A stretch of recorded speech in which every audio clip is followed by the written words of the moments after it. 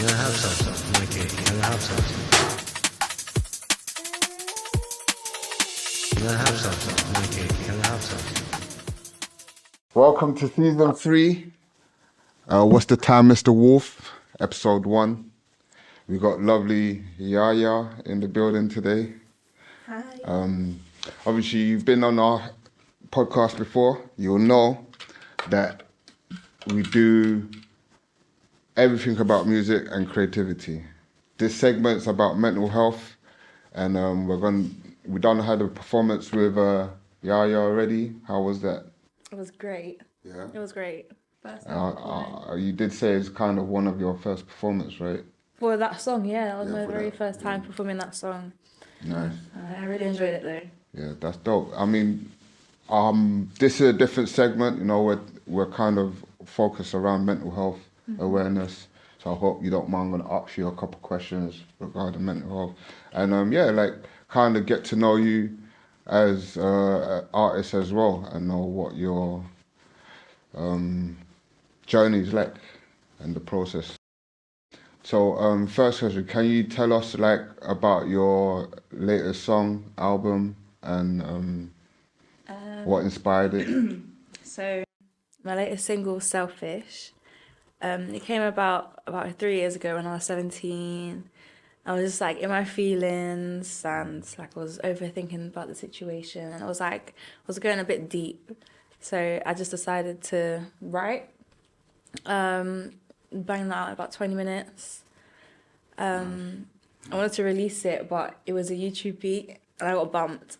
So I couldn't. Wait, can we pull back on that? How do you mean? Like, who can we name drop as well? Who's bumped you? This does not happen. I'm not even gonna lie. I don't even remember the name. I don't even makes remember sense. their name. It makes sense. It was £50. Oh damn. I was like, okay, cool. So maybe, and plus I was young, so even then it could have been like a normal, like how it would have been exactly. But I just didn't understand the industry, and maybe thought it was mine. But there's levels to it. Do you know what I mean? So, I couldn't release that. I sat on it for the next 3 years. Like, grew to love it. Like, that was like one of my very first like songs. So it was like proper. I held it really close to me. And then I was like, I have to release it. Like, it's ready to be released to the world. But I just scrapped the idea. It sounds completely different to what it did when I first wrote and recorded. But I'm really happy with the result. And there is more to come. That is not it for Selfish. No way, no way, no way. I mean, it's an amazing track. Thank you so much. Pleasure of hearing it earlier. Can I have some? Okay, can I have some? Can I have some? So let's move on to the next question. What is your like creative process like when you're working on new music? It's always different. I prefer when I'm like in my zone and I have an idea and I have like the space, the time, and I can just sit down and like get right in and like find inspiration of how I would know I would want it to sound, like the beat and everything, and then the melodies, harmonies, all that kind of stuff. But other times it's just like I will just have the idea in my head. I'm like, okay, cool. I'll get inspiration from anything. Like, I could just walk down the street and see maybe a tree and be like, oh, okay, cool. Like the way it's flowing, like the trees just like, it's like solitary in it. Do you know what I mean? So I just use that and try and like create a story out of it and like just take it into my Yaya land and write from that. I just want to drop, so you were saying earlier, Yaya is spelled LL. Yeah. And what in Spanish is? The double L in Spanish. Just is like for a the j viewers sound. so they know, like they understand. Yes. Let's clarify that. In Spanish, the double L is like a j sound. So, lluvia, llorando, llevar. Nice. You speak good French? No, you know what? Spanish. I learnt it in school. I have one of my bestest friends is from Costa Rica and Puerto Rico, and so like whenever I'm hanging around him, I'm picking up the Spanish. We used to speak almost fluently all the time, but then it just kind of fell off where we like kind of moved away and we grew up. I was going to ask, is it incorporated in your writing, like in your music? It has been, and I would like to do it again. Oh, Again, I was 17. oh yeah. I went to a school called Sound School, and we had like a end of year album, and we just collaborated with whoever. Teacher said, okay, you and you go together, and I was paired, with a boy from Peru, and he's a very good producer as well. And I was like, okay, cool, let's bang it out.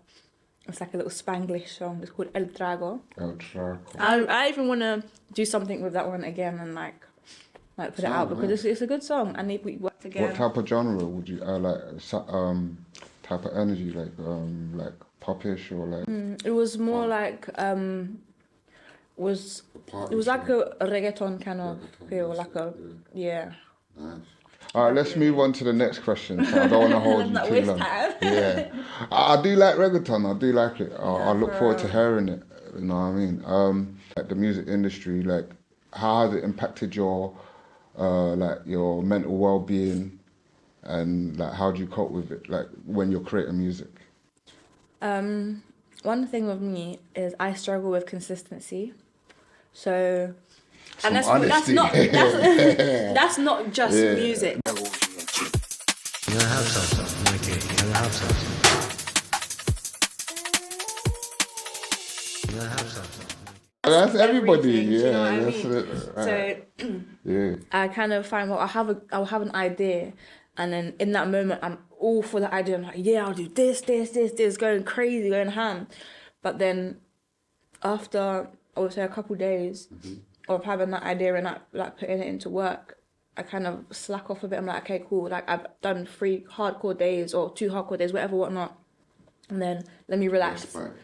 But then the relax turns into a bit too much relax because I'm off Getting back into else. that rhythm, like, is hard. Yeah, there's so many other things going on. So it's like, I'll do this. Cool, I've started. I can give that a rest for now. Go to this. But then it's like this. And it's like, I get overwhelmed. So with this track especially, like how long was the process? Like did it take, is it the same kind of scenario? This song I banged this one out in, I think it was 5 hours. The beat was made in the studio, lyrics written in the studio. So how do you cope with, like, say, once you get in that rut, where like you've had a respite and trying to get back in like that consistency? What do you do? Like, what's your coping mechanism? My mum. Nice. She's all for that. She's all for the ideas, but like she's like one that's like she motivates me a lot. Nice. Like, and it's to a point where it's like tough love. So like she's figured out the only way with me that she knows that I'm gonna be like, yeah, I'll prove you wrong, is when I get that tough love. So she'll have to cuss me out and and then it's like, okay, cool. I got to prove you wrong now. Like I have to. Like it's a pride thing at the end of the day. Do you know what I mean? That's another thing I struggle with, the pride. Like, yeah. So she like every once in a while she'll get onto me, and she's like, okay, cool. I'm like, look what you've done. Now that I've gotten onto you, like you created these these bangers, and you've done it in a short space of time because I'm on your back. When I'm not on your back, you relax more, and then you do this whole, okay, cool, I can go back to it another time. Nah. I guess finding that energy, you know what I mean, is like some things you need pressure for. You know what I mean? So, all right, cool. Next question. I like that. What message or like emotion are you trying to convey through your latest track, the last track that you performed for us? Selfish. Selfish. With that song, I feel like I haven't actually thought too deeply into this, so this is something that's new to me. I've brushed on it. My mum, she definitely when we were in the studio, she had the powerful words. Like she. Your mum was in the studio with you? Yeah. Nice. I love when my mum's in the studio with me. She gave me like the actual talk, and we were talking about how much I've grown in the past 3 years of like where I am now and where I was back then, like what state I was back then. So I feel like the main message that I'm trying to send with Selfish is like you have to be selfish. Like you have to be selfish. You have to be able to put yourself first. All the mums out there as well. Period. You have to be selfish to an extent where it's like you can look after yourself, you love yourself, you do things for yourself before you can do anything for anyone else anyway. Like you can think about it, you can dream about it all you want, but it's not gonna happen because you're only gonna break yourself down more. You're carrying bags that aren't even yours. Like, you know what I mean? Like you have to make sure that your state of mind is clear, like you're healthy mentally, physically, whatever, in order for you to even remotely touch someone else's. Do you get what I mean? Can I have some, Mikey? Can I have some? Can I have some? Yeah, 100%. So just to move into the next question, that's perfect. Like, so what experience or like what have shall I say experience have you had that helped you overcome a challenging situation? Like, like where you had to be selfish, or like what element of like yourself have you had to dig deeper in to get to that next process and like to overcome? That's a deep question. And again, that's something that I actually like. These things, I'm a person where I'm very like, I'm always in my own world. So at times I can be oblivious to these kind of situations. Like I'll go through it and then I've gone through it and that's it. Do you know what I mean? Or it's like I have to have that time to actually process it and it takes a while. So do you have like a challenging issue like that you've had to deal with recently? Yeah, actually. Yeah, like my family moved out to... I mean, you don't have to say too much. But... Yeah, my family moved out to Essex and we were starting uni. Okay. Wait, did you start? I started in 2002. '02. Oh right, no, different. I started like June. Yeah, so by that time, it's like, how was I getting down to uni if we're all up there, coming down here? Like it was, for me, it was a big change. That's two big changes in the space of a couple months. Do you know what I mean? So and adjusting. Adjust that whole thing. Like for me mentally, it was draining.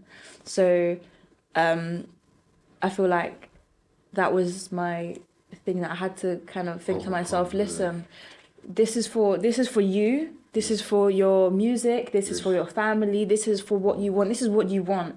And if it's truly what you want, you need to actually go for it and like don't let your thoughts cloud any judgment or like even if it's self-judgment, it's judgment from other people. Don't get clouded, but look towards the path that you want to go and keep going on that path, like step by step. And that's the way you're going to be able to like actually overcome these fears that you may have. Do you know what I mean? Yes. So definitely that was one thing that... You made that bold. Some people would have quit in that situation and that's what I'm folded. saying. You have to push through it. I understand that. Through it. That's well done to you. Thank you. Do you think the music industry, moving on to the next question, do you think the music industry is becoming more supportive for mental health for creatives, like within the creative industry?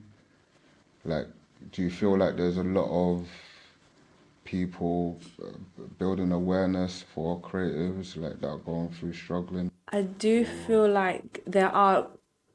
I feel like it's the community, like in general, like people within the community that you can go to. Sure. Like people, people they have their own platforms and they have their own things like TikTok and Instagram where they can share their own experiences. But I mean, within the music industry itself, so your journey since you started music, has there been a lot of awareness? Have you seen a lot of entities that like kind of safeguard you or like kind of help you in any aspect with your mental health or like throughout your whole journey, like your whole career? Oh, I'm not even too sure. Yeah. I'm not even gonna lie to you. Yeah. I'm not even too sure. Would you, let me answer that. Do you reckon there should be more incentive around mental health for creatives then? I do. Like, it's a tough job. Like, you have to have thick skin and sometimes it can be like quite damaging. So like I feel like having that company or the people or whatever to go to to kind of like get the support and like the things you need, help someone to even talk to. Like it would really, really help. Because it's not every minute you just want to be in your journal or like in your own diary. You want to have Is that some how like a you- physical. Is that how you cope? So you use a journal? I'm trying to. I do have journals. I don't. Again, it's the consistency. I don't actually use them. Like I have them. But And I have it's the there, idea yeah, to I write get them you. down. I use heard them- I that use is my a notes good way. sometimes. Yeah, it is a good way to Yeah. kind of clear your thoughts and structure your day and your plans. Mm-hmm. Because it can become overwhelming, I guess, as an artist as Yeah. well, where you know you got so much and you want to hit certain criteria, and then you forget certain things, and Yeah, then you have to go back, have to and then you jump, have to. yeah. It's true. Well done. Like, next question. So. Can I have some, Mikey? Can I have some? Can I have some? So how do you balance your mental health with the demands of performing, recording, and promoting your music? I like to take time out, as I've probably said so many times already. Like I just have you have to reset. Like I have to have that time to just have a fresh, clean mind to then go back into what it is that I need to do musically. And I also do like to kind of break it up. So I'll do like I'll have my musical stage, and I'll have my like my family time, or I'll have this, or I'll do my uni work or whatever, whatnot. I'll go to work, or then I'll perform again, or I'll change it up, and then I'm in the studio. Like I kind of keep it quite spacious, where I can have the flexibility to do all the things I like to do. Yeah, that's kind of how I do it. Sounds lit. Well, before we end the segment, I really kind of appreciate you. Say thank you for coming down. Thank you. And like you performed for us. I appreciate that. That's going to be coming out soon. We got a little gift for you. This is from Mind itself. Period. Yeah, it's for you. We're going to glamour it up a bit with some spray paint and stuff. That's for yours. So much. And last question. I don't want to hold you too long. What is your what's next for you? What is your next project, upcoming release? What were you looking forward to seeing from LLAYA? Well, I'm trying to work on an EP at the moment.